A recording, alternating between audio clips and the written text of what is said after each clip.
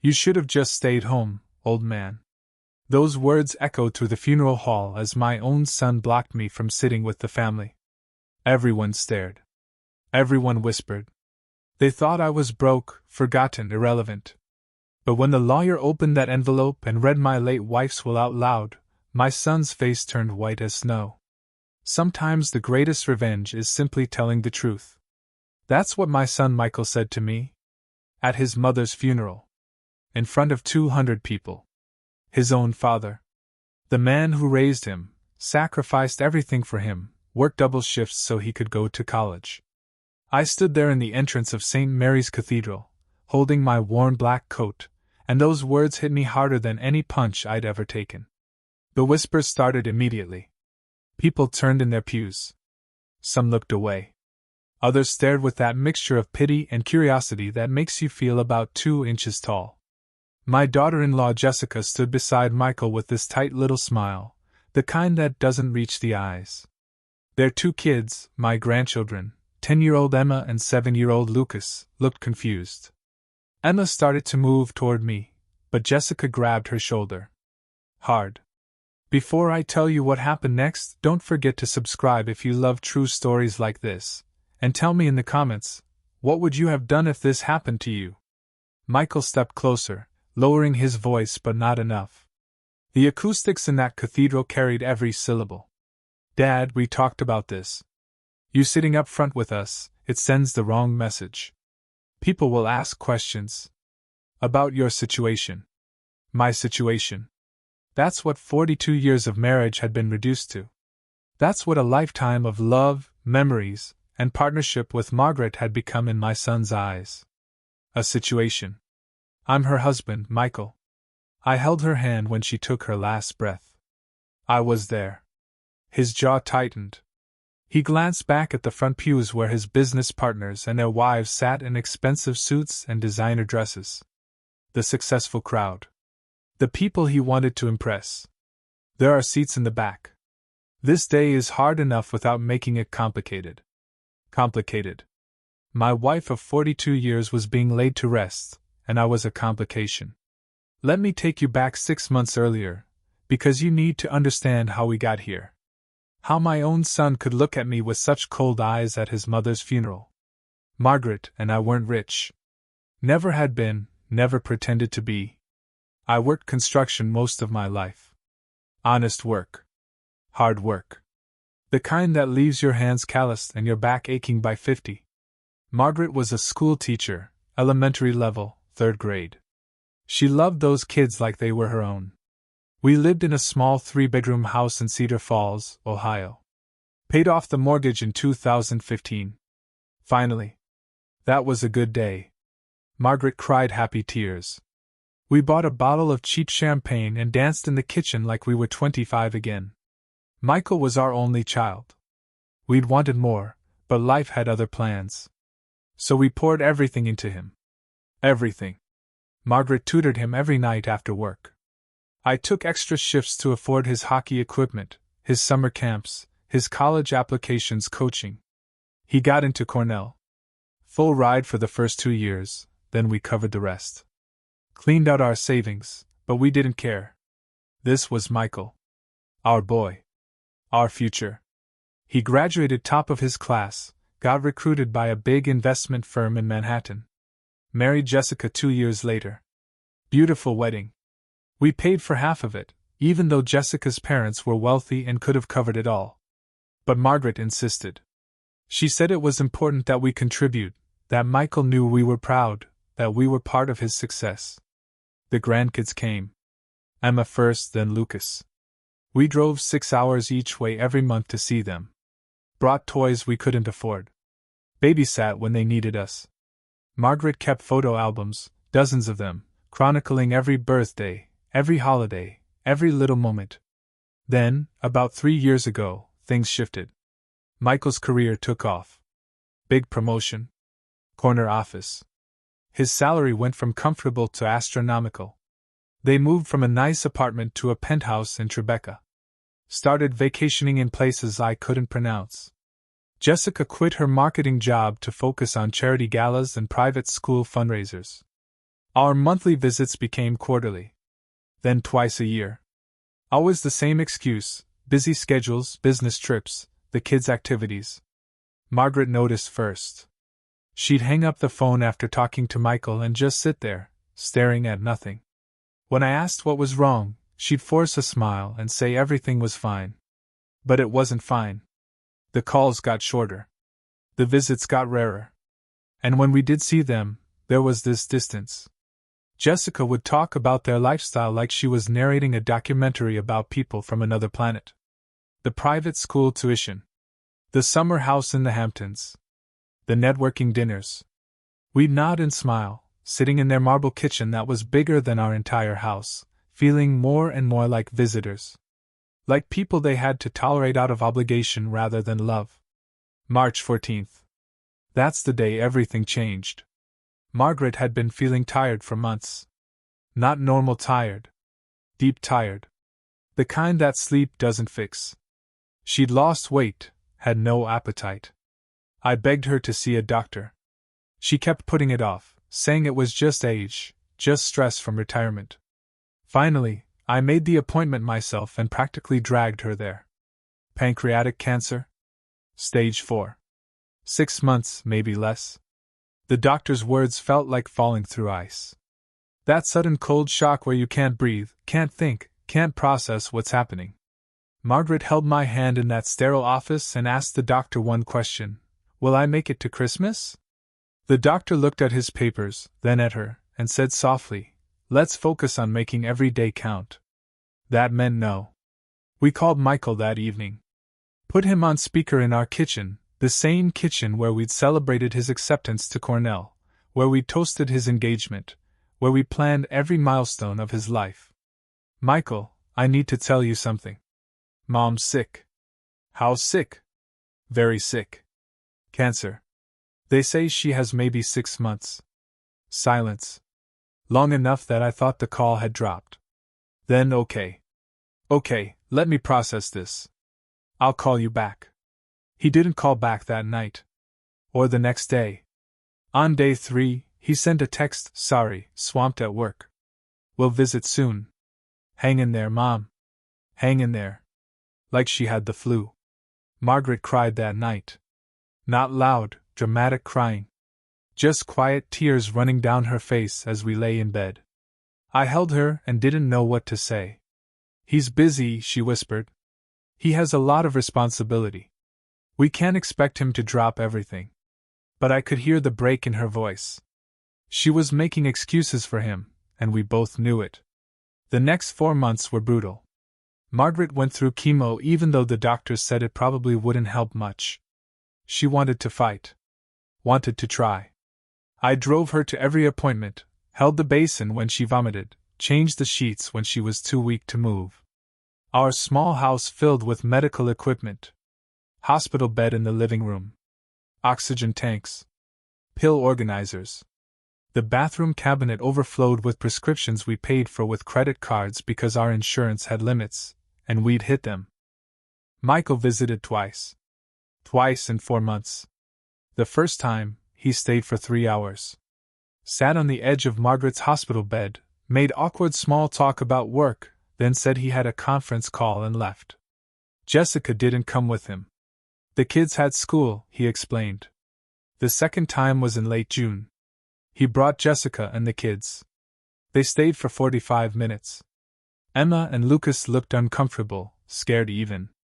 They'd never seen sick people before, I realized. Never seen what dying looked like up close. Jessica spent most of the visit on her phone, standing by the window. When Michael announced they had to go, the relief on his face was obvious. Margaret squeezed his hand before he left. She looked so small in that hospital bed, so fragile. "I love you, Michael. So much. Love you too, Mom. Get some rest." And then they were gone. Back to their penthouse. Back to their gala dinners and private schools and summer houses. We were alone again. By September, Margaret couldn't leave the bed. Hospice nurses came twice a day.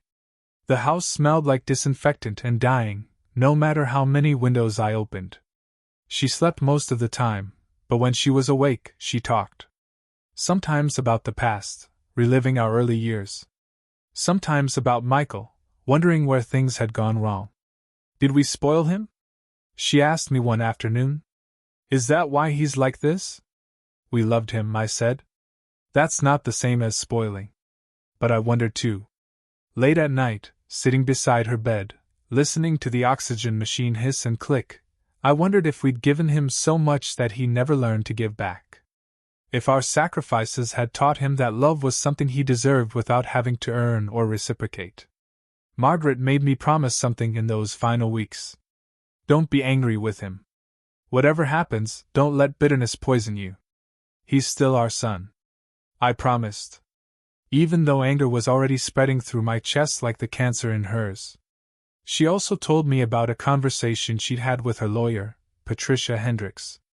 An old friend from her teaching days who'd gone to law school later in life.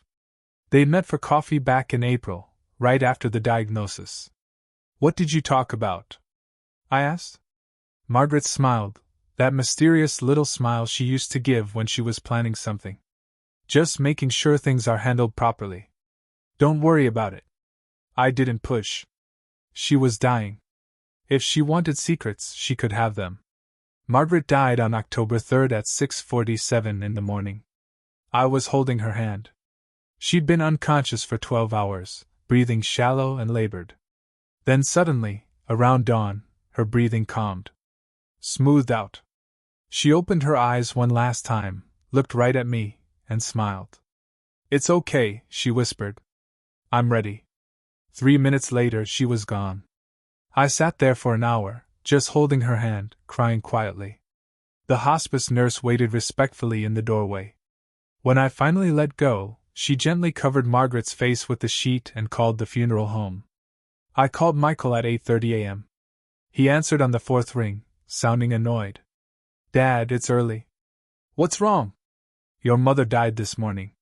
Silence. Oh. Oh God. Okay.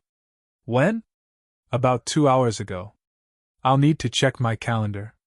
The funeral, when are you thinking? Thinking? Michael, your mother just died. I know, Dad. I know. But I have commitments. There's a merger closing this week. I need to coordinate. Coordinate. My wife's body was still warm in the next room, and my son needed to coordinate. Just let me know what works, I said quietly, and hung up. The funeral got scheduled for October 10th, a week later. Michael insisted on handling the arrangements. Said he wanted to give Mom a proper send-off, something dignified. Translation: he wanted control. He chose St. Mary's Cathedral, the big fancy church where none of us had ever attended. The same church where his business partners got married and held their charity events. He hired an expensive funeral home, ordered an elaborate coffin, arranged for catering from some upscale restaurant. When I asked how much it was costing, he waved me off. Don't worry about it, Dad. I'm handling everything. Mom deserves the best. But it wasn't about what Margaret deserved. It was about what looked good. What impressed people. What made Michael look like the devoted son. The day before the funeral, he called with a proposition. Dad, we need to talk about the house. What about it? Well, you can't stay there. It's too much for you. And frankly, it needs work. I'm thinking we sell it, put you in a nice assisted living facility. There's one near us, very clean, good care. I don't need assisted living. I need my home. Dad, be reasonable. You're 73. Mom handled everything, the bills, the maintenance. You can't manage alone. I've been managing fine for 6 months while your mother was dying. He sighed, that patient sigh people use when they think you're being difficult. Look, we'll discuss it after the funeral. But start thinking about it. Jessica already found a realtor. The market's good right now. I hung up without responding. That night, I got a call from Patricia Hendricks, Margaret's lawyer friend. Frank, we need to meet before the funeral. Margaret left specific instructions. I'll come to your house tomorrow morning, 9 o'clock. Don't mention this to Michael. Why not? Just trust me. Margaret knew what she was doing. Which brings us back to St. Mary's Cathedral. To Michael blocking me at the door. To 200 people watching my humiliation. I walked to the back of the church, head high, and sat in the last pew. Alone. The service was everything Michael wanted it to be. Professional. Polished. Impressive. The pastor, who never met Margaret, gave a generic eulogy about faith and eternal rest. Michael gave a speech about his wonderful mother, her dedication to family, her loving spirit. He cried. Actually cried. And maybe some of those tears were real. But mostly, I think he was crying for the mother he remembered, the one who gave him everything. Not the woman who died asking where he'd been. Jessica dabbed at her eyes with a silk handkerchief. Emma and Lucas sat stiff and uncomfortable. The entire time, I sat in that back pew, invisible. After the service, people filed past Margaret's coffin. I waited until everyone else had gone, then walked up slowly. I placed my hand on the polished wood and whispered goodbye to the woman who'd been my whole world for 42 years. Michael appeared beside me, gripping my elbow. The reception's at the Plaza Hotel. You're welcome to come, but maybe it's better if you head home. It's going to be a long day, and you look tired. I looked at him, really looked at him, and barely recognized my son. I'll stay, I said quietly. Dad, come on. Don't make this difficult. I'm staying for your mother. He opened his mouth to argue, but then Patricia Hendricks appeared, a tall black woman in her 60s with steel-gray hair and sharp eyes. Michael, she said firmly, we need to start the will reading. Everyone's gathered in the church's conference room. Michael frowned. Will reading? That's not until next week. Change of plans. Margaret left explicit instructions. Everyone needs to be present. Including your father, who should absolutely not be asked to leave his own wife's funeral. Her tone left no room for argument. The conference room was small, wood-paneled, with a long table. Michael sat at one end with Jessica. I sat at the other end. Patricia stood at the head with a folder. About 15 other people filed in, Margaret's sister Ruth, a few close cousins, some old friends from her teaching days. Everyone looked confused about why this was happening now. Patricia opened the folder and pulled out several documents. Margaret came to see me 4 months ago. She wanted to make sure her affairs were in order and that her final wishes were clearly documented. This is her last will and testament, properly witnessed and notarized. Michael, you received a copy 3 days ago. Michael shifted in his seat. I did. It's straightforward. The house and remaining assets are divided between Dad and me, with the understanding that we'll sell the house and use the proceeds for Dad's care. Patricia smiled, but it wasn't a warm smile. That's the version you received, yes? However, that was not Margaret's final will. She created a second document, which supersedes the first one. I have the signed original here. What? Michael stood up. That's not legal. You can't just change a will without notifying beneficiaries. Actually, I can. And Margaret did. She had her reasons, which will become clear. Patricia began reading. I, Margaret and Sullivan, being of sound mind and body, do hereby declare this to be my last will and testament.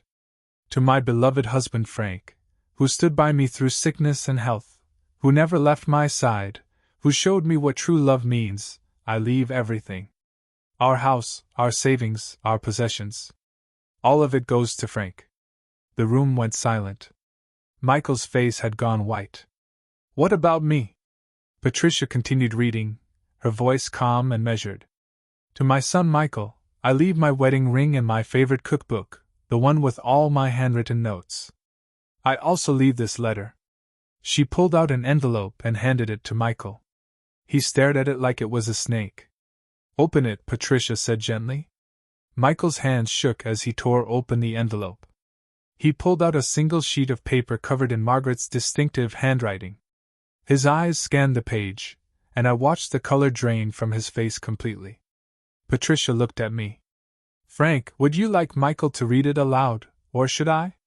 Before I could answer, Michael started reading, his voice barely above a whisper. My dearest Michael, if you're reading this, I'm gone. I hope my funeral was beautiful, though knowing you, it probably was more about appearances than about me. That's okay. I understand who you've become, even if it breaks my heart. I'm leaving almost everything to your father because he earned it. Not with money or status, but with presence.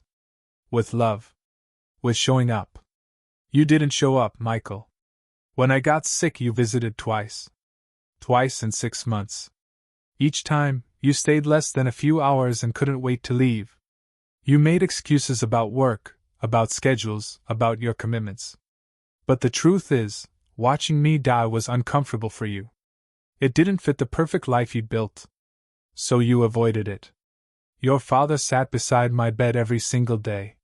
He held my hand through the pain. He cleaned up after me when I was too weak to make it to the bathroom. He slept in a chair next to me, night after night, just so I wouldn't be alone. That's love, Michael. Real love. Not the greeting card version you text on birthdays. The messy, difficult, showing up when it counts kind of love. I'm leaving you my wedding ring because I want you to remember what marriage actually means. Not the Instagram posts and anniversary dinners. The hard days. The sickness. The staying. I'm leaving you my cookbook because every recipe in there is stained and marked from years of our family dinners. Remember those? Before you got too busy? I hope someday you'll open it and remember what really matters. I wanted to leave you money, Michael. I really did. But your father needs it. He gave up everything for us, for you, and he deserves to live his final years in comfort and dignity. Not in some assisted living facility you picked out to ease your guilt. If you're angry reading this, good. Maybe anger will wake you up. Maybe it'll make you look at what you've become and decide to change. I love you, son. I always will. But love doesn't mean pretending you're someone you're not. You've become cold. Distant. More concerned with status than with people. I hope someday you'll remember who you used to be. The kind, generous boy who cried when we had to give away his childhood dog. The teenager who volunteered at soup kitchens.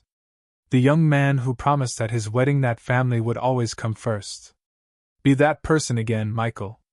Before it's too late. Before you lose everyone who actually loves you. With more love than you probably deserve right now, Mom. The silence in that room was absolute. Michael stood frozen, the letter hanging from his hand. Jessica stared at him, her expression unreadable. Ruth, Margaret's sister, had tears streaming down her face. Several of Margaret's old teaching friends were nodding slowly, sadly. Michael, Patricia said quietly, your mother also asked me to deliver a message to you verbally. She said, and I quote, tell Michael that inheriting money was never going to be his biggest loss. His biggest loss was the time he didn't spend with people who loved him. That's something he can never get back. Michael's jaw worked, but no sound came out. I stood up slowly, my old joints creaking. Michael looked at me, his eyes red. Dad, I raised my hand, cutting him off. Your mother loved you until her last breath. Even when you hurt her. Even when you disappointed her. That's what real love looks like. I hope someday you understand that. I walked past him, past Jessica, past everyone. Patricia caught up with me in the hallway. Frank, there's more. Margaret set up a trust. The house and savings are yours, but after you pass, whatever's left goes to Emma and Lucas directly. Not to Michael. She wanted to make sure the grandkids were taken care of, but she didn't trust Michael with it. That sounds like Margaret, I said, smiling despite everything. Patricia handed me her card. Call me if you need anything. And Frank? She was proud of you. She told me that the day we drew up the final will. Said you were the best thing that ever happened to her. I nodded, not trusting myself to speak. It's been 6 months since Margaret's funeral. I still live in our house. No assisted living facility. No selling. I wake up every morning in the bed we shared for 42 years, and I talk to her picture on the nightstand. The house is paid off, and between my pension and what Margaret left me, I'm comfortable. Not rich, but comfortable. I can afford my medications, my groceries, the occasional dinner out with old friends. More importantly, I can afford to live with dignity. On my own terms. Michael called twice in the first month after the funeral. I didn't answer. He sent emails. I deleted them. Finally, he showed up at the house one Saturday morning. I let him in because turning him away felt like something Margaret wouldn't want. We sat in the kitchen, the same kitchen where I'd told him about Margaret's diagnosis, where we'd celebrated every milestone of his life. He looked older somehow. Tired. Dad, I'm sorry. I've been thinking about Mom's letter every day. She was right. About all of it. I poured us both coffee and waited. I got so caught up in success, in proving myself, that I forgot what actually matters. Jessica and I are in counseling. She said I'd become someone she doesn't recognize. Someone she's not sure she likes anymore. Maybe that's a good thing, I said quietly. Recognition is the first step. The kids ask about you. They want to know their grandpa. They're welcome anytime. But Michael, if you bring them, you stay. You don't drop them off and leave. You be present. He nodded, tears in his eyes. I will. I promise. I've heard promises before, I said. Show me, don't tell me. 3 weeks after that conversation, Michael brought Emma and Lucas over on a Saturday. He stayed the whole day. We looked through Margaret's photo albums. I told the kids stories about their grandmother, about the woman she was before they were born. Emma asked a million questions. Lucas sat in my lap and fell asleep during one of my longer stories. Michael helped me fix the back porch railing, something I'd been putting off. We worked in comfortable silence, just two men with hammers and nails, rebuilding something that had broken. Around dinner time, I made spaghetti, Margaret's recipe from the cookbook she'd left Michael. He watched me cook, and I saw him taking mental notes. The kids set the table without being asked. We ate together, really together, not like those awkward visits when Margaret was sick. Emma told jokes. Lucas showed me a drawing he'd made at school. Michael talked about cutting back his hours at work, about prioritizing differently. It wasn't perfect. But it was real. After dinner, as they were leaving, Michael hugged me. Not the quick, obligatory hug from before. A real hug, the kind that says I'm sorry without words. Same time next week? He asked. I'd like that. After they left, I sat in Margaret's chair by the window and looked at her picture. You always knew, didn't you? I whispered to her. You knew exactly what he needed to hear. Not money. Not inheritance. Truth. People ask me sometimes if I'm angry about how things went. If I resent Michael for those months when Margaret was dying, for his absence, for his coldness. The truth is complicated. Am I hurt? Yes. Every day. The memories of sitting alone in that hospital room, of Margaret asking why Michael didn't visit more, of being humiliated at her funeral, those things don't just disappear. But I'm not angry anymore. Because Margaret's final gift wasn't just financial security for me. It was honesty for Michael. She forced him to look at himself. At what he'd become. And that's something no amount of gentle conversation or subtle hints would have accomplished. Sometimes love means telling hard truths, even from beyond the grave. Michael is trying now. Really trying. He brings the kids over every weekend. He calls during the week just to talk. He's learning to be present, to value time over status, connection over appearance. It's not perfect. He still slips into his old patterns sometimes, gets distracted by work, prioritizes the wrong things. But he catches himself now. Corrects course. And honestly, that's all Margaret wanted. Not perfection. Just effort. Just showing up. The other day, Emma asked me what Grandma was like when she was young. I told her about the first time I saw Margaret, at a church picnic in 1981. She was wearing a yellow sundress and laughing with her whole body, this joyful, uninhibited sound that made everyone around her smile. Was it love at first sight? Emma asked. I smiled. More like love at first laugh. I knew right then I wanted to spend my life making her laugh like that. Michael was listening, and I saw something in his eyes. Understanding maybe. Or regret. or hope that he could still become the man his mother believed he could be. If this story moved you, like and subscribe for more stories about truth, betrayal, and redemption. We all have complicated families, difficult relationships, and moments we're not proud of. But we also have chances to change, to grow, to show up better tomorrow than we did today. Margaret's funeral wasn't the end of our family's story. It was a turning point. A moment of truth that could have destroyed us or rebuilt us. We're choosing rebuilding. Slowly. Imperfectly. But together. I think about that letter she left Michael every day. Not because I'm glad he was hurt, but because I'm grateful she loved him enough to tell him the truth. Real love isn't always comfortable. It doesn't always feel good. But it's always honest. To anyone out there who's estranged from family, who's let success or status or pride build walls between you and the people who matter, it's not too late. It wasn't too late for Michael. It's not too late for you. And to anyone who's been left behind, who's been taken for granted or forgotten by people they loved, your worth isn't determined by their absence. Margaret knew that. She showed me that my value came from how I loved, not from whether that love was returned. The house is quiet now, but it doesn't feel empty anymore. I have my memories.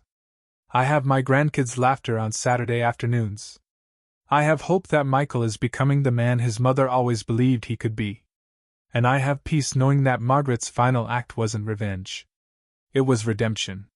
For all of us. Karma doesn't forget. It just waits for the right time. And sometimes, karma looks like truth wrapped in love, delivered when it's needed most. If you've made it this far, thank you for listening to my story. Drop a comment below and tell me, have you ever had to deliver a hard truth to someone you loved?